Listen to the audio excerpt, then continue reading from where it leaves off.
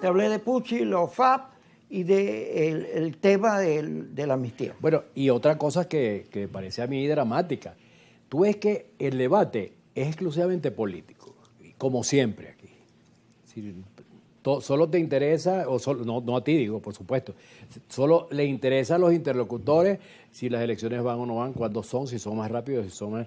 Es decir, todo como si lo único que existiera es la política.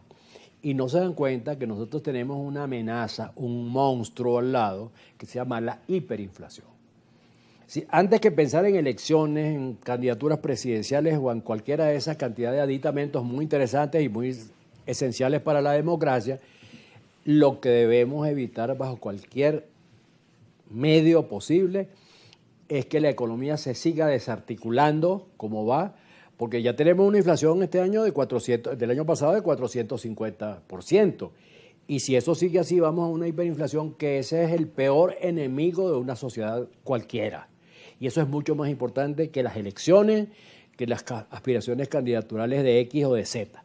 Lo que debe hacer el gobierno es ocuparse de hacer una reforma económica a fondo, resolver el problema cambiario, el problema monetario, el déficit fiscal, porque la gente se pregunta por qué el dólar sube. Pero es que no es que el dólar sube, es que la capacidad adquisitiva del bolívar baja.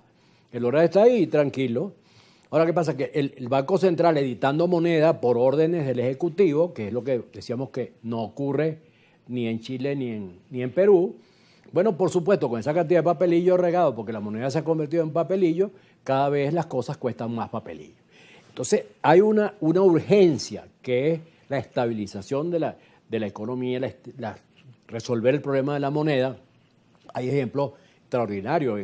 En Bolivia, Sánchez de Lozada bajó una inflación que tenía algo así como 12.000% en Brasil mensual, la bajó en 6 semanas, la bajó a 7%.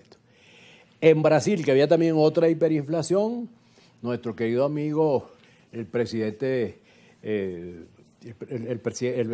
presidente que era de la izquierda, que fue el creador de la teoría de la dependencia, uno de los creadores. Bueno, asumió... Sí, que no es Lula, era el anterior. No, el anterior a Lula, claro, el papá de Lula. Sí, el papá de Lula. Era su maestro. Bueno, que no me acuerdo el nombre. Hizo Cardoso. Fernando Enrique Cardoso, que fue profesor mío, por cierto. Bueno, ¿te raspó? ¿Ah? ¿Te raspó? No, vale, que 20, en serio. Bueno, tú eres inteligente. Bueno, resulta que él resolvió ese problema y por eso fue presidente de la República, ¿no? Y llevó la inflación prácticamente a 2%. Entonces, yo creo que el gobierno, las élites del país, los curas, los empresarios, los militares debían apoyar que el gobierno se dedique a corregir la marcha de la economía para que no vivamos una situación.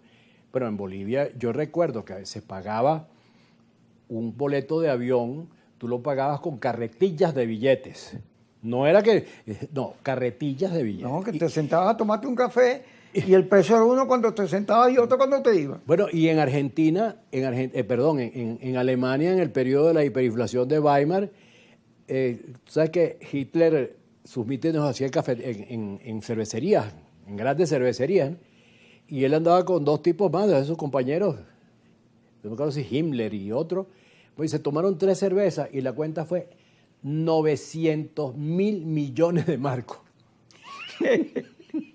Pues con razón llegó ascendió al poder. El recibo lo saca Alan Bullock, que es un biógrafo de Hitler sensacional. Lo que dice Pucci. Bueno, Pucci. Sobre el tema de los americanos. Pucci es mi gran amigo y a veces discutimos, ¿no? Yo creo que hay que olvidarse de ese problema. ¿De los americanos? Hay que olvidarse del problema de estar en este momento haciendo reclamos de ningún tipo acerca de soberanía. Estamos pasando una fiebre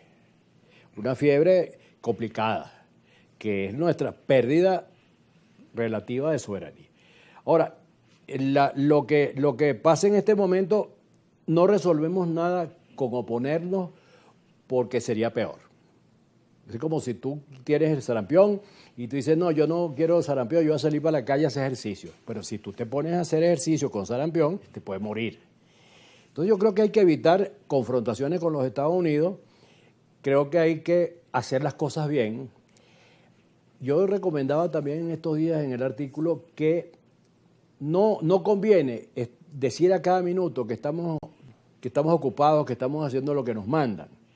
Porque hasta ahora los que nos están... Pero quien dice eso es Trump y Marco Rubio. Ellos claro, pero que ellos lo digan es una cosa, pero nosotros lo que debemos decir en Venezuela, estamos haciendo lo que hay que hacer, porque así es. O sea, no hay nada mejor en mucho tiempo que la reforma de la ley de hidrocarburos. Si nosotros fuéramos un gente normal, hubiéramos hecho eso hace 20 años, hace 30 años. ¿Por qué PDVSA llegó a ser, después de la nacionalización, una de las primeras empresas petroleras del mundo? Bueno, porque estaba el artículo 5, que era el permiso para violar todo el ordenamiento de ese estatista absurdo que tenía la ley. Entonces tú por ahí tenías... Las empresas mixtas. Las empresas mixtas, porque esas son empresas de alta tecnología, claro. Las empresas petroleras de alta tecnología. ¿De dónde vas a sacar tú las altas tecnologías si no es de las empresas que la producen? Claro. Y por cierto, eso lo debe tener muy claro el gobierno. Vienen las empresas petroleras y ellas deben ser las que inviertan. Bueno, son las que van a invertir. Bueno, exacto. El Estado no debe meter una locha. Porque no tiene el Estado plata. Y aunque tuviera, o sea, todo lo que el Estado recaude por esas inversiones que deben hacer ellos, no nosotros, utilizarlas para el gasto social, para la educación. Nosotros tenemos un nivel educativo medieval. Las escuelas no funcionan, no existen. El 60% de los muchachos no está yendo a la escuela. Bueno, la educación, la vialidad, los servicios públicos, la seguridad. Pero te pregunto, hay gente que gracias a Trump están ocurriendo estas cosas. Si tú no dices nada de Trump y te lo calas, y bueno, aquí estoy, entonces puede que esa teoría te le viene siendo Trump el salvador de la patria cuando no es verdad. Pero lo que pasa es que es muy poca, es decir, yo lo que creo que hay que decir es la verdad. ¿Sí? Lo que pasó aquí es el fracaso de las élites. Nosotros no fuimos capaces de resolver nuestros problemas y vinieron de fuera a resolverlos por ineptitud del liderazgo político. Porque no pudieron conseguir, después de 60 comisiones 26 años. 60 comisiones de diálogo, no pudieron ponerse de acuerdo en nada, demostrando su ineptitud absoluta para dirigir el país. Bueno, ya antes lo había demostrado la Cuarta República, la herencia, la última generación de los adecos y los copellanos, bueno, sencillamente no pudieron resolver sus problemas y terminaron con la democracia.